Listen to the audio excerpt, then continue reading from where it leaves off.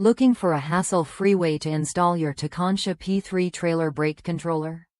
The two-plug wiring harness is designed exactly for that, offering a simple, plug-and-play connection that fits brake controls with a built-in wiring port. No cutting wires, no guesswork. Just plug the harness into the back of your brake controller and connect the other end to your vehicle's port. One of the best parts? This harness fits perfectly with vehicles like the 2022 Jeep Grand Wagoneer. A verified owner shared that installation took just about 30 minutes, proving it's straightforward even if you're not a professional mechanic.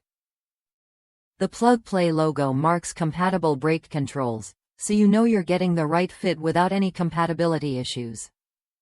If you're ready to upgrade your towing setup with confidence, this wiring harness is worth a look. It streamlines installation, keeps your wiring neat, and ensures your brake controller communicates flawlessly with your vehicle. Try it when you're ready to experience a cleaner, easier trailer brake controller setup.